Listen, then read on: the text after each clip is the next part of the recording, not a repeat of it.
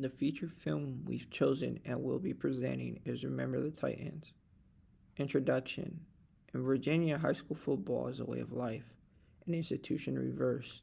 Each game celebrated more lavishly than Christmas, each playoff distinguished more grandly than any national holiday. And with such recognition comes powerful emotions. In 1971, high school football was everything to the people of Alexandria. But when the local school board was forced to integrate an all black school with an all white school, the very foundation of football's great tradition was put to the test.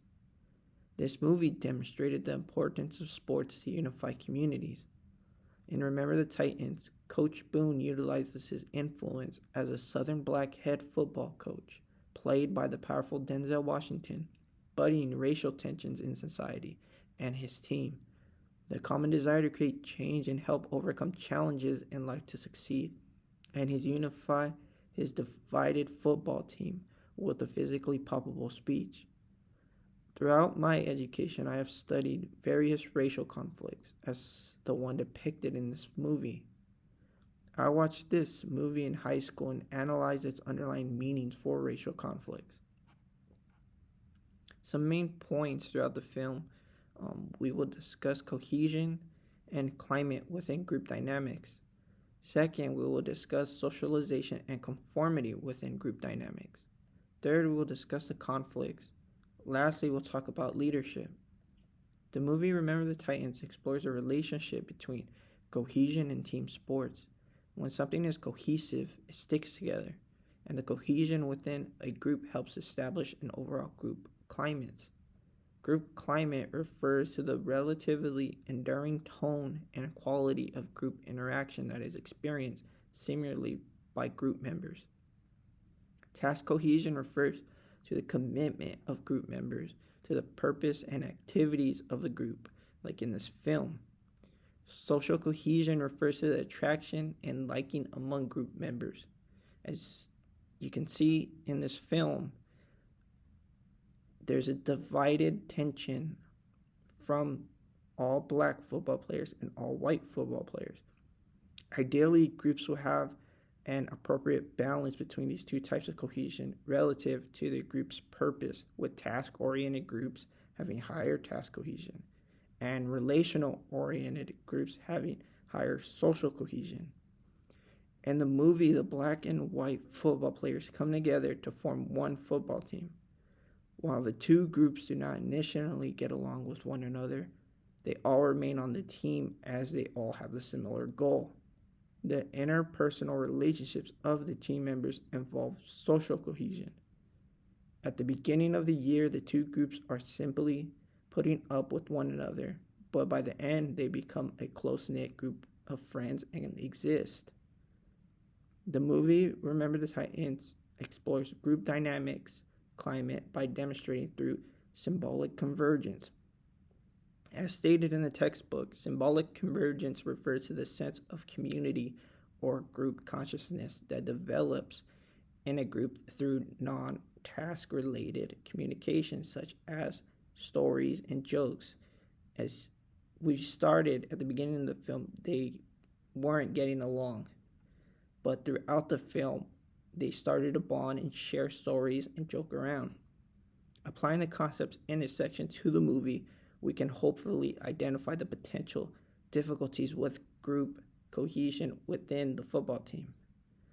The difficulties the team faced during the training sessions made them bond together. As a team truly felt each other's pain, they were able to work and enhance cohesion when needed to create more positive group climates and enhance their future group interaction.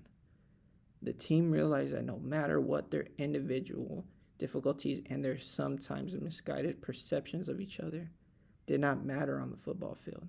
Black or white, while practicing, every player shared the same struggle, which in turn brought them closer as a group. So now that Mario has talked about group cohesion, I'll move on to group socialization and conformity.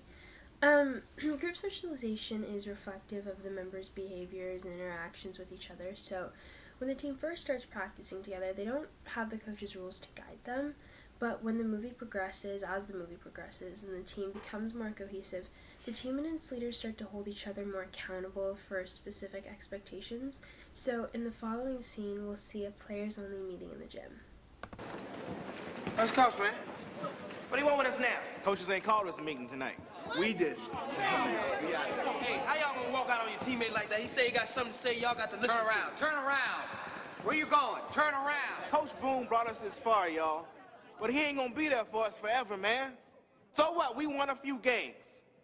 And y'all fools think that's something? Man, that ain't nothing, y'all. And you know what else? We ain't nothing either. Yeah, we came together in camp. Cool. But then we're right back here, and the world tells us that they don't want us to be together. We fall apart like we ain't a damn bit of nothing, man. And y'all think we done won something? Man, we ain't won nothing, y'all. Nothing. Rev, what's that you're always telling me when I get sick of trying to keep up with my grades and stuff? The meeting displays both social and technical knowledge of the group's interactions and socialization. So, social knowledge is addressed when the leaders lay out that they need to come together to succeed and can't let the racial tension or the racial challenges around them undo their ability to overcome the racial tension. An example of them discussing technical knowledge is when Louis highlights that Rev tutors him and encourages him academically. So conformity is the acceptance of norms and rules, and while some people conform quickly, some people take a lot longer, and some people actually never do. So an example of someone who doesn't conform is Ray Buds. And prior to the following scene, the quarterback, Rev, who happens to be black, was really injured because Ray, who is white, doesn't block for him. And in this scene, we see Gary cutting Ray from the team. Hey guys, wait up, I want to catch your eye. Ray?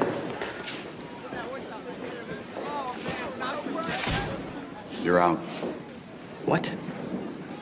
I'm not gonna let you play for this team anymore. Oh yeah, Jerry Lewis? Gonna go and tell Coach Kuhn what to do just like last time? But then that's right. He is your daddy now, isn't he? Kuhn don't cut anybody. Remember, Gary? I had you cut, Ray.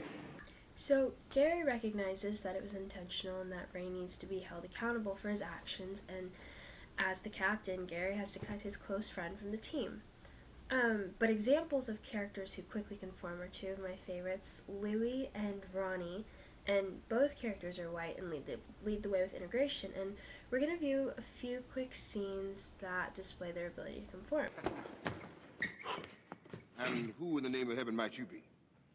Louis Lastic, offensive lineman. Naval family, just moved here from Bayonne. Someone said football, so I come running. What's going on, everybody? What you doing, man? Eating lunch. I see you eating lunch. Why you eating over here? Why don't you going over there eat with your people? Man, I don't have any people. I'm with everybody, Julius. Coach Boone, I'm Colonel Bass. I just got transferred here from Huntington Beach, California. This is my son, Ronnie, and he's quarterback. How you doing, Ronnie? Coach Yost. My pleasure. We're pretty set at the quarterback, Colonel, but if the boy's any good, you may want to check out Wilson or Hannondale. Well, I met Coach Tabor. He won't let blacks play on his team. The way I see it, if these boys can fight a war together, they can play football together. What, man? It's on me, man. We party on. Let's go. Look here, man. All right, this here Virginia. All right, they got problems with, they don't want us in there. No, oh, man, that's history, bro. It's on. So it's worth noting that both characters aren't from Virginia. Louis is from New Jersey, where integrated schools ended a long time before Brown v. Board of Education, and Ronnie is from California, which is the first state to end school segregation. So it shows that a person's background is very influential on their ability to conform.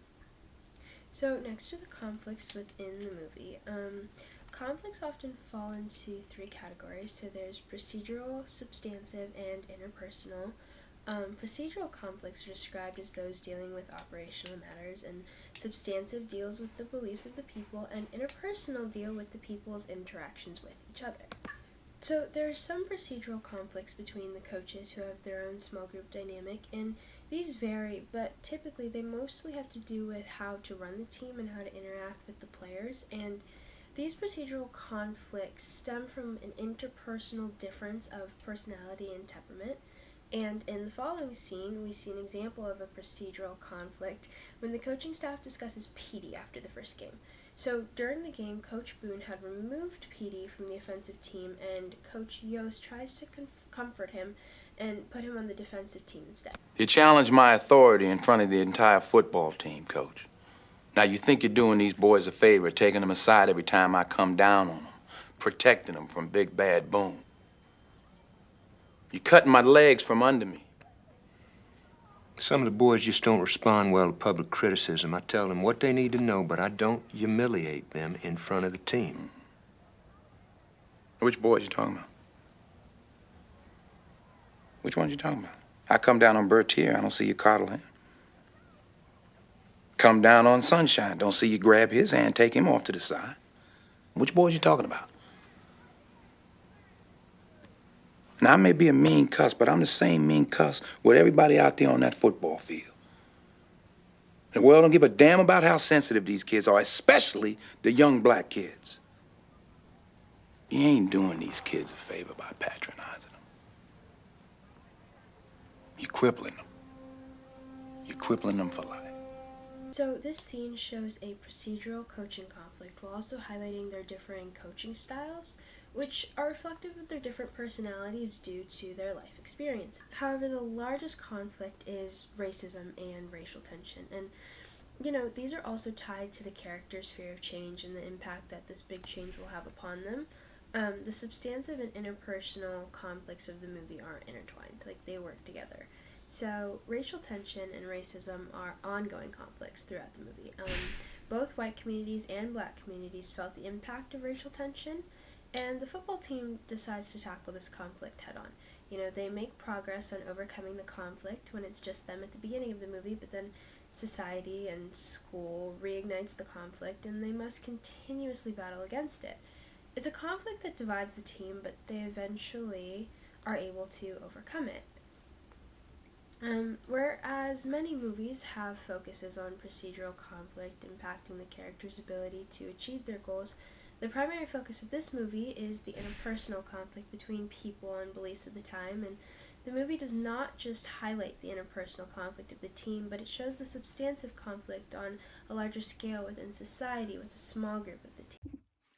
Alright, today I'm going to be talking about the 3 different versions of designated versus emergent leadership styles that I found throughout the movie Remember the Titans. Alright, let's get right into this. So the very first example I found would be a designated leadership style is going to be between Coach Boone and Coach Yost. Alright, so Coach Boone got thrown into the position of head coach and showing that he was a leader and people believed in him that he could be a leader. And as you watch the movie, you come to find out he is a very good leader. An example of him being a good leader would be he had plenty of opportunities to just be discouraged, not want to do the job anymore. A lot of people didn't want him there, and he kind of stayed true to his roots and showed everybody that he can be a great leader. He really brought everybody together because he wanted to better the football team. He wanted it to be great. He wanted to integrate it. He wanted everybody to be happy and play really well with each other. And throughout the movie, you could see that they do that. The second example is Coach Yost. He started off being a head coach. He was going to be inducted into the Hall of Fame.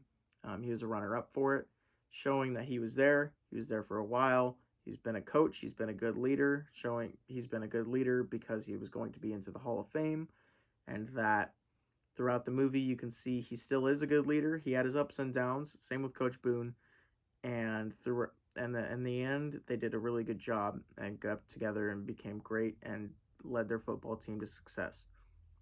All right, so the second example I would like to talk about is emergent leaders. There's going to be Julius and Gary.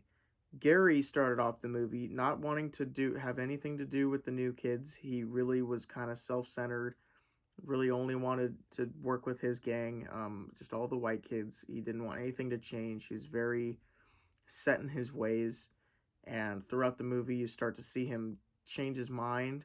He kind of wants to better the football team. He sees that there's room for success. So he steps up and starts to show everybody, hey, look, we can work together and we can make a great football team.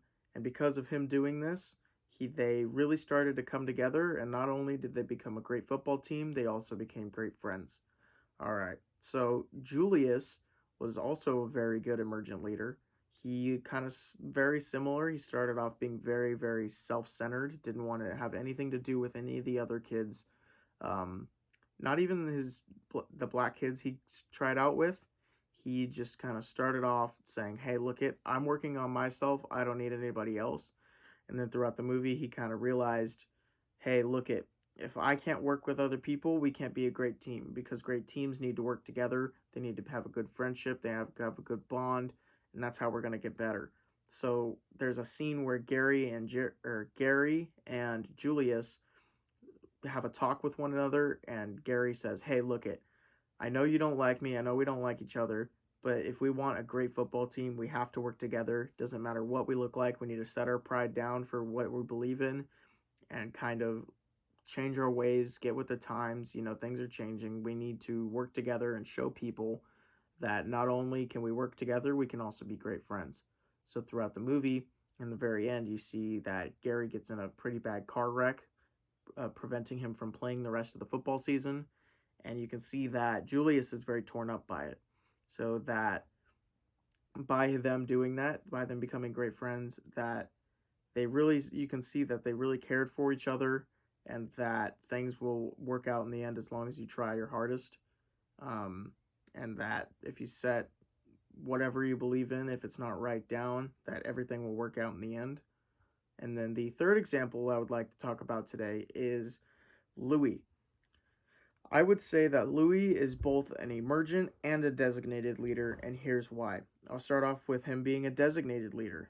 He is a designated leader because he showed everybody from right out of the bat, look it, we can work together, we can be friends, it doesn't matter what you look like.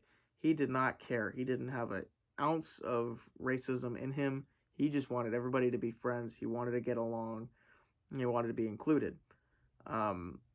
An example of him being an emergent leader would be because in the middle of the movie, when they all started kind of being racist again, he really stepped up and said, hey, look it, we can all be friends. And people started taking that into note. And they said, okay, let's work together. Let's have a good time.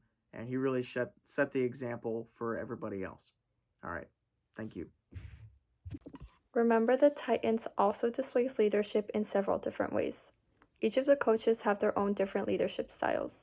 The head coach, Coach Boone, tends to be seen as an autocratic leader. An autocratic leader doesn't take input from anyone else. They take the power that's within their title and they make decisions from the rest of the team.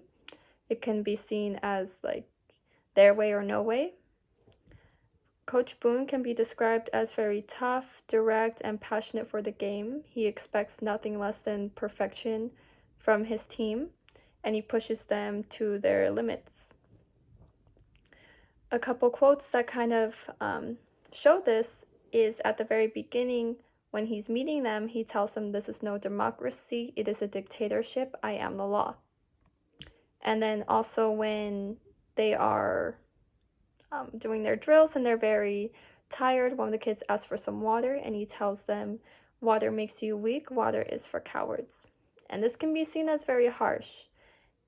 And some people think it is really harsh, and he ends up thinking it's very harsh towards the end when one of the kids gets severely injured. But the rest of his teammates thank him for it because they never lost the game and they made it all the way to the end. He also makes the kids integrate. He makes the black kids and the white kids spend time with each other so they can really work towards being a team. He tells them that he doesn't care if they like each other, but they must respect each other. And I think that's very admirable for him to do. His assistant coach, Coach Yost, can be seen as a participative leader. He didn't really get a chance to show too much of his leadership style, but from what I've seen, he grew up with the boys, so he kind of sees them like sons, so he lets them have fun. He doesn't really mind if they goof around, and he doesn't like to embarrass any of the kids in front of others. So I see this more as a participative leader. I think both of the styles worked because they were both successful before and after. Today, we first talked about team cohesion, socialization, and conformity. Next, we talked about conflict, and then lastly, we talked about leadership. And remember the Titans, Coach Boone utilizes his influence as a Southern black head football coach, played by Denzel Washington, budding racial tension in society and his team. The common desire to create change and help overcome challenges in life, to succeed and unify his divided football team with a physically palpable speech. Remember the Titans is an excellent movie displaying leadership and teamwork. They all came together for their love of the game of football, and they became a family in the process. People say that it can't work, black and white. Well, here we make it work every day. We have our disagreements, of course. But before we reach for hate, always, we remember the Titans.